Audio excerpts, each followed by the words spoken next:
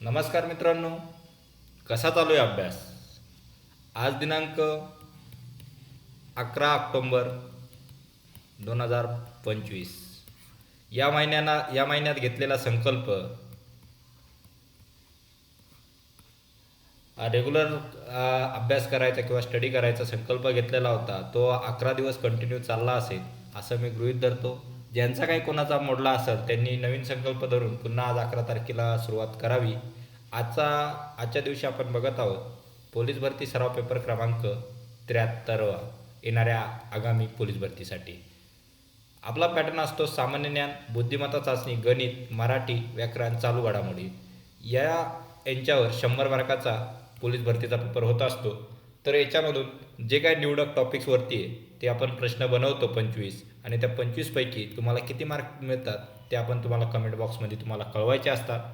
तरी पण मी बनवलेले जे प्रश्न असतात ते प्रश्न एकदा वाचायचे, व्हिडिओ पॉज करायचा आणि ॲन्सर द्यायचं, आणि नंतर तुमचा ॲन्सर आणि माझा ॲन्सर बरोबर आहे की नाही ते टॅली करायचं, आणि शेवटला तुम्ही मला कमेंट बॉक्समध्ये कळवायचं आहे सर मला इतके मार्क मिळाले. तर आपलं मिशन आहे 2025ची पोलीस भरती. आपलं मिशन लक्षात ठेवा, द संदेश अकॅडमीचं 2025ची पोलीस भरती. आपल्याला सगळ्यांना पुढल्या दिवाळीला खाकी वर्दीत बंदोबस्ताला दिसले पाहिजेत, एवढीच माझी इच्छा आहे. बाकी चला आपण आज पहिला प्रश्न बघूया. सेजच्या विकासाच्या संबंधित आहे. सेज टिंबटिंबाच्या विकासाच्या संबंधित आहे. पर्याय शेती, उद्योगधंदे, शिक्षण, पर्यटन. मित्रांनो, पहिल्यांदा सेज म्हणजे काय हे तुम्हाला समजलं पाहिजे.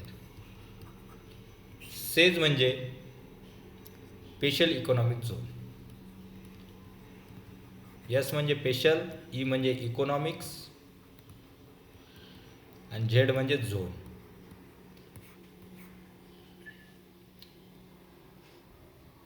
म्हणजे आता याच्यापैकी आपल्याला काय, अशा क्षेत्रात सरकार उद्योगांना विशेष सुविधा आणि सवलती किंवा कर सवलती देते, ज्यामुळे उद्योगधंदे, विकास, निर्यात, आयात यांच्यात गुंतवणूक वाढवते. त्याच्यासाठी सेज हा त्या विकासासाठी सेज संबंधित आहे. म्हणजे कशाशी? ऑप्शन क्रमांक बी, उद्योगधंद्याशी संबंधित आहे. पुढचा प्रश्न, विद्यापीठ कायदा कोणत्या आयोगाच्या शिफारशीवरून आधारित आहे? हंटर आयोग, रॅले आयोग, सँडलर आयोग, मॅकले आयोग. कोणाच्या याच्यावरून? रॅले आयोग. ऑप्शन क्रमांक बी, रॅले आयोग.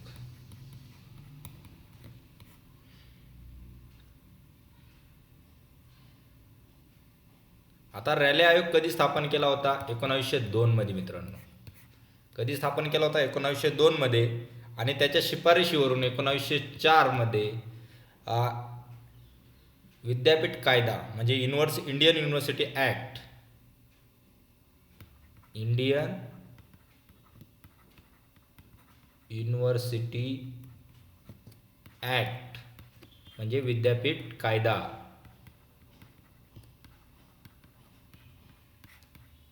विद्यापीठ कायदा हा पारित केला गेला होता. कधी? 1904ला.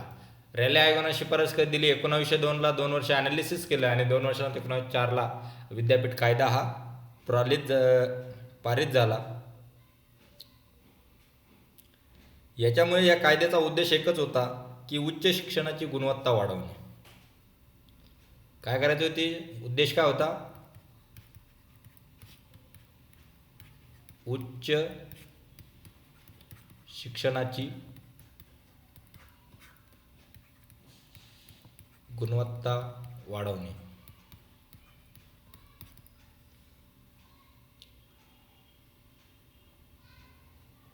राहील लक्षात? चला पुढचा प्रश्न, उच्च दर्जाचे लोखंड म्हणजे स्टील निर्माण करण्यासाठी कोणता धातू वापरला जातो? ॲल्युमिनियम, मॅग्नेशियम, मॅग्नीज आणि झिंक. कोणता धातू वापरला जातो स्टील बनवायसाठी? मॅग्नीज. ऑप्शन क्रमांक C.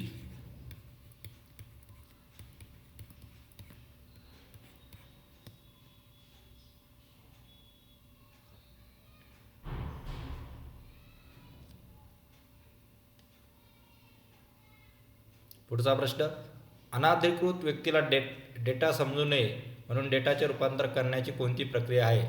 Coding, description, encryption, compression. काय? इन्क्रिप्शन. ऑप्शन क्रमांक सी.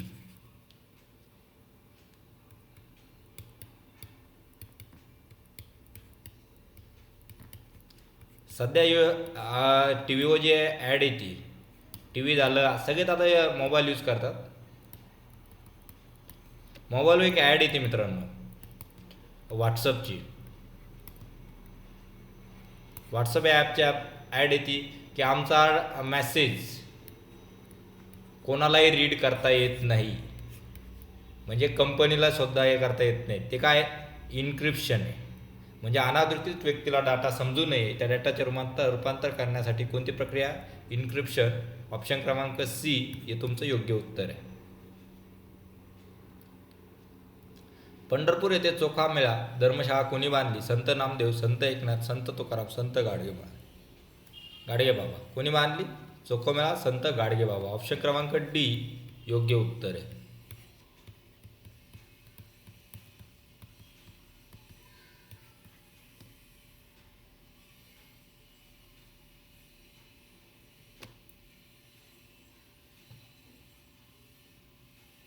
राज्य शासन लवादा अधिकाऱ्याची नेमणूक कोण करतं? राज्यपाल,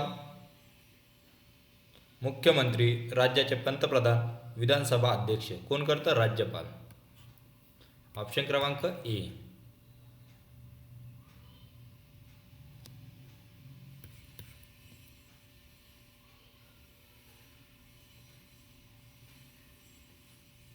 हिमालयाची सावली हे कानेटकर लिखित नाटक कोणाच्या जीवनावर आधारित आहे? महर्षी कर्वे, महर्षी दयानंद सरस्वती, महर्षी कवळे आणि महर्षी कवी. कोणाच्या संबंधित आहे? महर्षी कवळे. ऑप्शन क्रमांक सी. हिमालयाची सावली हे कानेटकर लिखित नाटक कोणावर आधारित आहे? महर्षी कवळे यांवर आधारित आहे. महर्षी कवळेंची विचारसरणी, जीवन संघर्ष,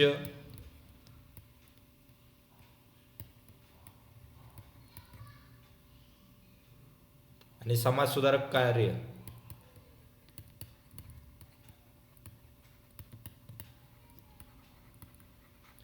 याचा या हिमालयाच्या सावलीमध्ये उल्लेख दिसतो. महर्षी कवळेंनी जे काय त्यांची विचारसरणी, जीवन संघर्ष कसा होता, समाजसुधारक, हे सगळं लिखित नाटक आहे. ओके. अवनी लेखर कोणत्या खेळाशी संबंधित आहे? हॉकी, टेनिस, नेमबाजी, शूटिंग. कशाशी संबंधित आहे? नेमबाजीसोबत. ऑप्शन क्रमांक सी हे योग्य उत्तर आहे.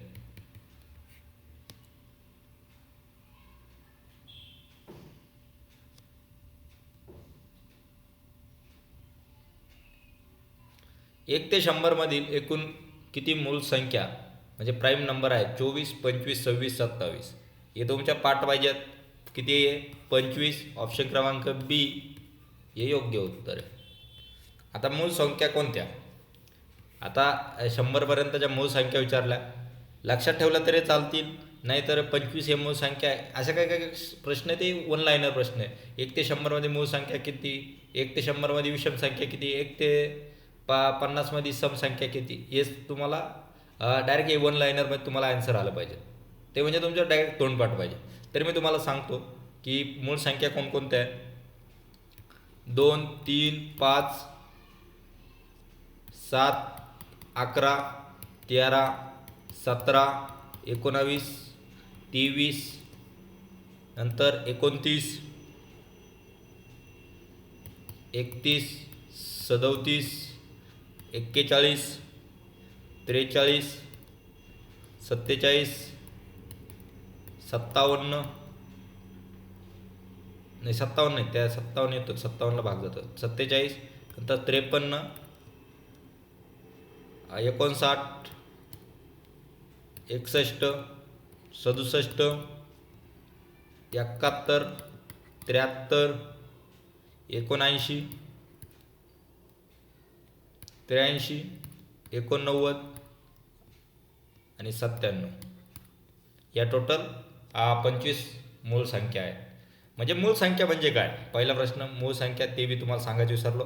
मूळ संख्या म्हणजे काय? जे नवीन मुलं असतील त्यांना काही समजणार. मूळ संख्या म्हणजे अशी संख्या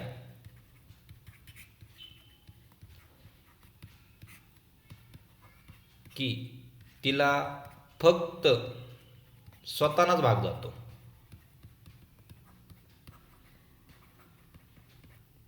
भाग जातो किंवा कोणत्याच पाड्यात येत नाही, कोणत्याच टेबलमध्ये येत नाही.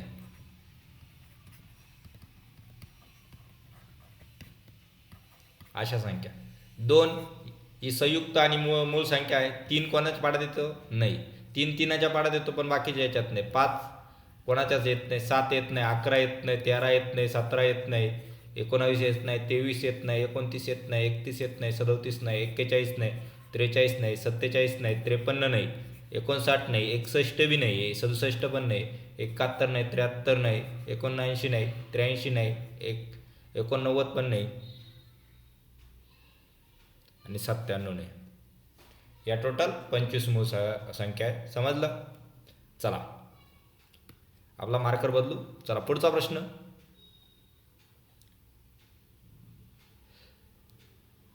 फेब्रुवारी 2020 मध्ये एकूण सेकंद किती? थोडा अवघड प्रश्न आहे, ट्रिकी प्रश्न आहे, कॅल्क्युलेशन आहे. फक्त कॅल्क्युलेशन जमलं तर सगळं जमलं. तर ऑप्शन क्रमांक ए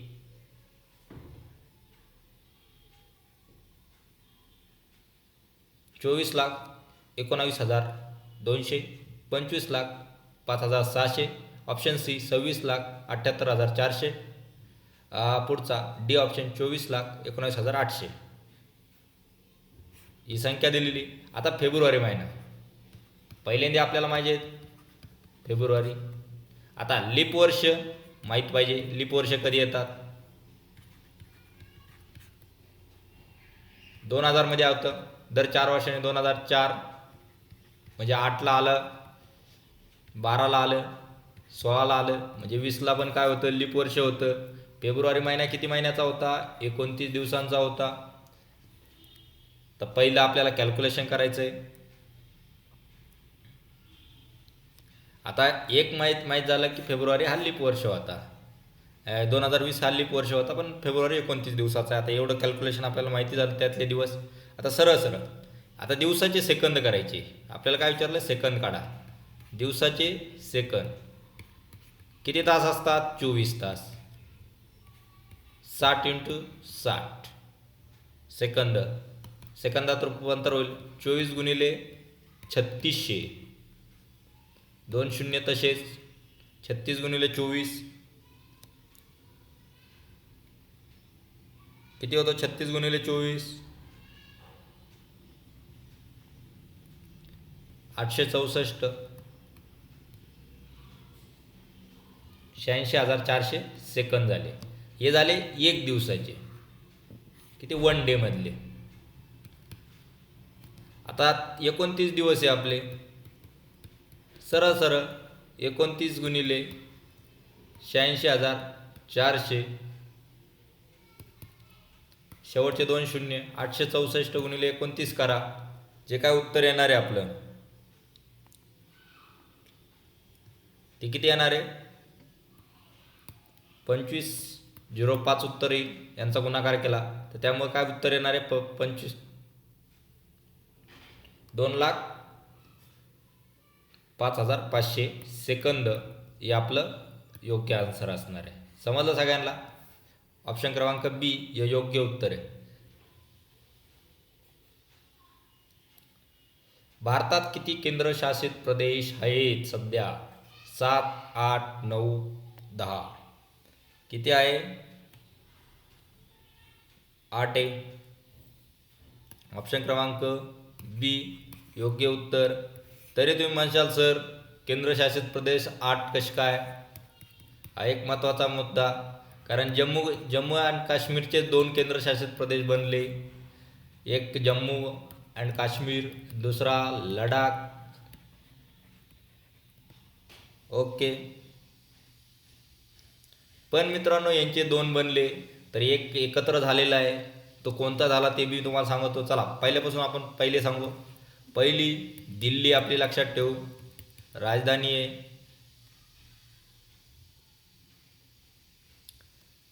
सगळ्यात वरती जम्मू आणि काश्मीर, दुसरं लडाख, तिसरं झालं हा चौथा. त्याच्या खाली आलं चंदीगड दिल्लीजवळ, पाचवा. आणखीन त्याच्या खाली या आपण आलो आता महाराष्ट्र आणि महाराष्ट्र आणि गुजरातच्या जवळ आलेलो आहे.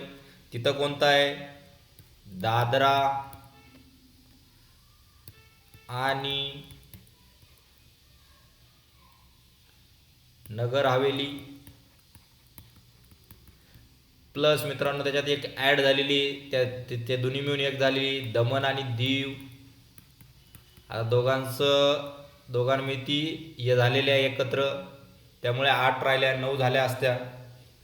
आता परत त्याच्या खाली या, गोवा सोडलं, केरळच्या बाउंड्रीला आलो आपण. केरळजवळ आलो. तिथं पाँडिचेरीचा काही भाग आहे आणि शेजारी काय आहे, लक्षद्वीप आहे. लक्षद्वीप,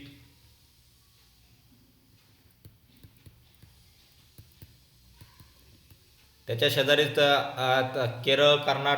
केरळ, तामिळनाडू आणि पाँडिचेरी असा आहे. पाँडिचेरी हा कितवा झाला, 7वा झाला. पाँडिचेरीच्या साईडला जा, आपलं अंदमान निकोबार बेटे, बंगालच्या खाडीमध्ये. लक्षात आले आपले 8 केंद्रशासित प्रदेश. सरळ वरती जायचं, आपल्या देशाच्या मानेपासून तर डायरेक्ट टोकापर्यंत यायचा, डायरेक्ट सागरपर्यंत केला. पहिला जम्मू आणि काश्मीर, शेजारी लडाख, त्याच्या खाली आलं चंदीगड, आपली कॅपिटल दिल्ली. दिल्लीच्या खाली आपण महाराष्ट्रापर्यंत आलो. महाराष्ट्र आणि गुजरातच्या मध्यभागी दादरा, नगर हवेली आणि दमण दीव. सरळ खाली आलं, केरळ कर्नाटकच्या बाउंड्रीला आलं, समुद्रकिनारीच्या पश्चिम घाटाजवळ. तिथं भेटले आपल्याला लक्षद्वीप आणि पाँडिचेरीचा काही भाग. परत असा खाली फिरून श्रीलंकेला गेलो, तिथं बी पाँडिचेरी माहे ते भेटलं आणि बंगालच्या खाडीमध्ये उतरलो तर आपलं अंदमान निकोबार आपल्याला सापडलं. असे आपले टोटल किती झाले, 8 केंद्रशासित प्रदेश झाले. राहील लक्षात. चला पुढचा प्रश्न. G20 शिखर परिषद 2025चे आयोजन कोणत्या देशात होणार आहे? भारत, दक्षिण आफ्रिका, ब्राझील, ऑस्ट्रेलिया. कुठे होणार आहे? दक्षिण आफ्रिका. ऑप्शन क्रमांक बी हे योग्य उत्तर आहे मित्रांनो.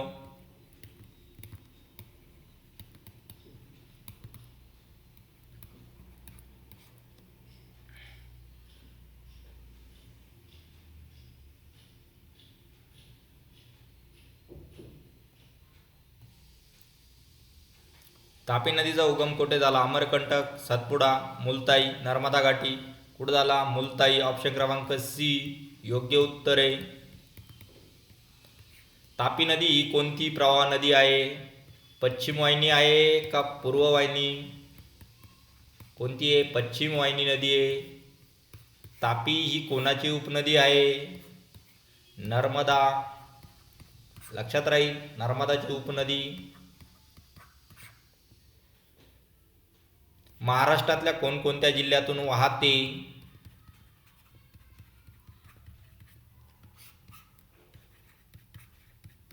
कोणकोणत्या जिल्ह्यातून वाहते? याचं उत्तर तुम्ही मला कमेंट बॉक्समध्ये द्यायचं आहे.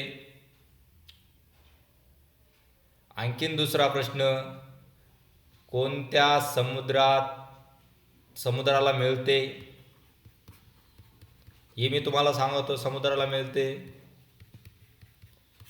अरबी समुद्राला मिळते. आता तुमच्याकडे एकच प्रश्नाचं उत्तर आहे, महाराष्ट्रात कोणकोणत्या जिल्ह्यातून तापी ही नदी वाहते? तर इथे तुम्ही मला सांगायचं आहे. चला पुढचा प्रश्न. मिडनाईट चिल्ड्रन या कादंबरीचे लेखक कोण? अर्जुन देशपांडे, सलमान रुश्दी, रविशंकर, नीरज पाटील. कोणी? सलमान रुश्दी. ऑप्शन क्रमांक बी योग्य उत्तर आहे.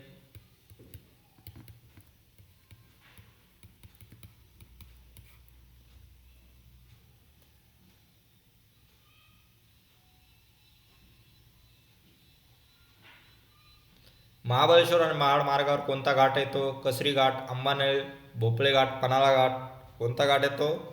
अंबानेळी घाट. ऑप्शन क्रमांक बी.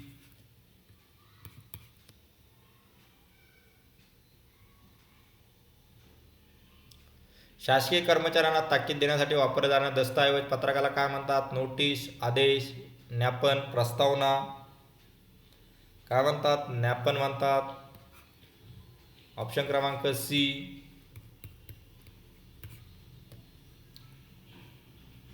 किंवा त्याला मेमो किंवा मेमोरंडम म्हणतात इंग्लिशमध्ये. मेमो किंवा मेमोरंडम.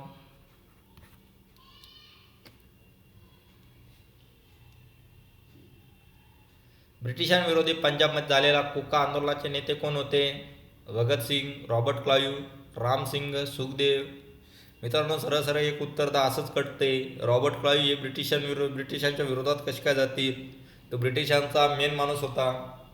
त्यानंच आपल्याला ब्रिटिशांची सत्याची नीव ही भारतात रोवली होती. कोणत्या लढाईमध्ये? प्लासीच्या लढाईमध्ये. तर बी ऑप्शन नाही राहणार आहे. तर राहिले आपल्याकडे भगतसिंग, रामसिंग, सुखदेव. कोण होते? तर रामसिंग होते मित्रांनो. ऑप्शन क्रमांक सी हे योग्य उत्तर आहे. आता कुका आंदोलन कधी झाले हे कमेंट बॉक्समध्ये सांगायचं आहे मला.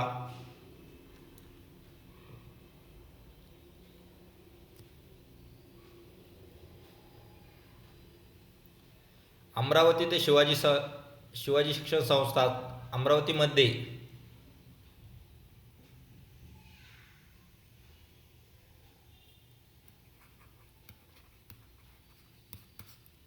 शिवाजी शिक्षण संस्था स्थापन कोणी केली? डॉक्टर बाबासाहेब आंबेडकर, पंजाबराव देशमुख, महात्मा फुले, रावी शिरवाडकर. कोणी केली?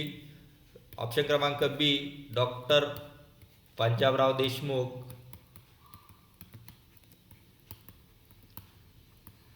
मित्रांनो, तुम्हाला एक गोष्ट सांगतो.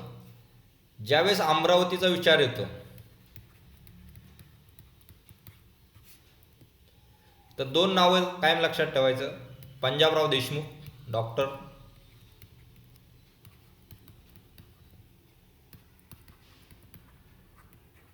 आणि दुसरं संत गाडगेबाबा. कारण अमरावतीची युनिव्हर्सिटी कोणती आहे? संत गाडगेबाबा आहे. हे दोन नावं असे आहे की त्या बऱ्याचशा संस्था आणि स्थापना, बऱ्याचशा संस्थांना नाव देण्याचं संत गाडगेबाबांचं नाव आहे बऱ्याचशा ठिकाणी, आणि स्थापनांचा बऱ्याचशा ठिकाणी उल्लेख होतो पंजाबराव देशमुखांचा. त्यामुळं जर आन्सर जर येत नसत तर यापैकी कोणता जर असेल तर स्थापनामध्ये असेल, तर नसेल येत तर पंजाबराव देशमुख डोळे झाकून क्लिक करायचं. ओके. 2032 मध्ये ऑलिम्पिक पदक कुठे ठेवले जातील? म्हणजे ऑलिम्पिक कुठे राहील 2032 मधला? Paris, Stockholm, Los Angeles, Berlin. कुठे राहील? Los Angeles. ऑप्शन क्रमांक सी. ते कुठे आहे? USA मध्ये आहे.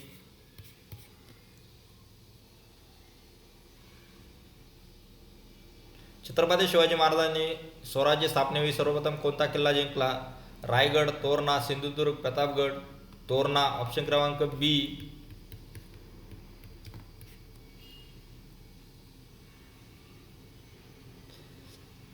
सोडियम बायकार्बोनेटचे रासायनिक सूत्र काय? NaOH, NaSCO3, NaCl, Na2CO3. आता मित्रांनो, OH हा कशाचा? अल्कोहोल. SCO3 काय? HCO3 हा CO3. HCO3 हा कार्बोनेट ग्रुप आहे.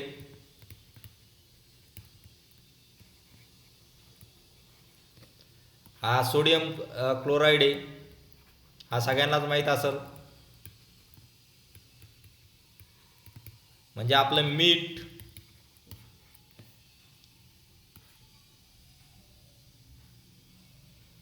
त्यामुळं आपला काय?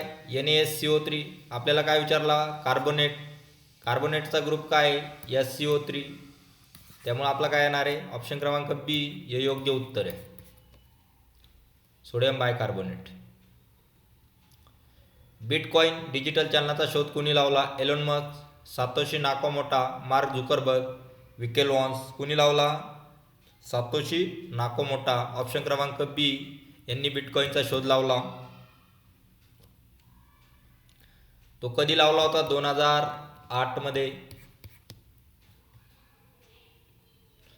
जल्लीकट्टू हा कोणत्या राज्याचा पारंपरिक खेळ आहे? केरळ, तामिळनाडू, कर्नाटक, आंध्र प्रदेश. सगळे साऊथ इंडियन दिलेले, म्हणजे साऊथचे राज्य दिलेले, त्यामुळं आपल्याला माहीत पाहिजे.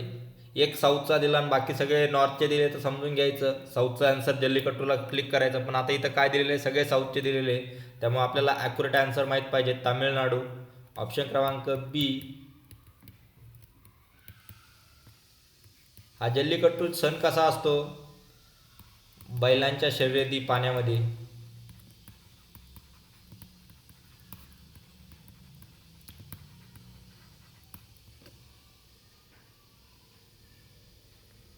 बैलांच्या नसतात, सॉरी मित्रांनो, चुकला.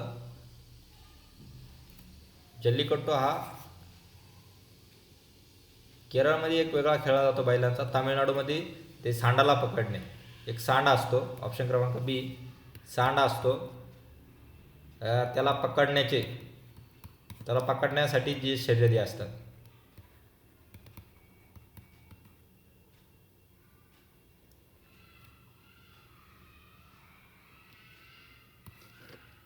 पोंगल या सणाला साजरा केला जातो. पोंगल म्हणजे मकर संक्रांती आपली.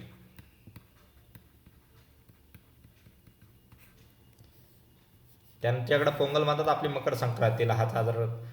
आणखीन जल्लीकट्टू म्हणजे तो बैलांचा एक पाण्यामध्ये खेळला जातो, तो कर्नाटकमध्ये खेळला जातो. त्याला काय नाव आहे ते सांगा मला कमेंट बॉक्समध्ये. सोन्याचं रासायनिक घटक सूत्र काय आहे? AgAuFeHg. काय? Au. सिम्बॉल काय आहे? Au, सोन्याचा. ऑप्शन क्रमांक बी.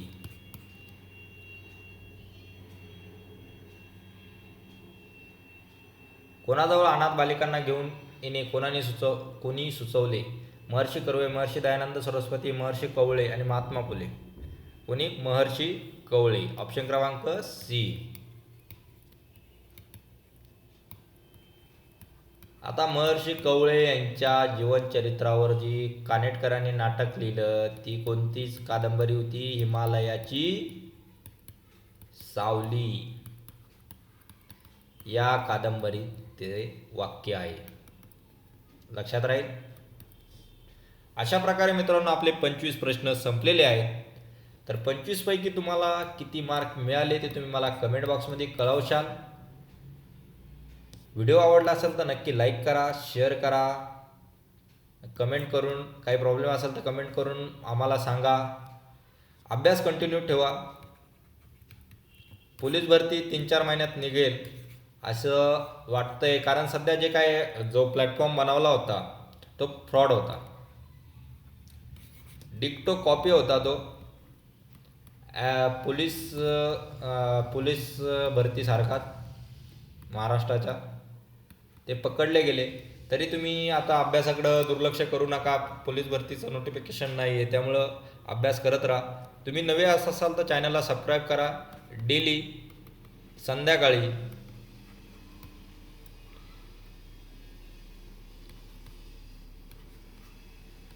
7 PM आपला दररोजचा 25 मार्काचा पेपर ॲनालिसिस होतो, तो नक्की बघा. तुम्हाला किती मार्क पडतात ते नक्की कळवा. आज आपण इथेच थांबूया. जय हिंद, जय भारत.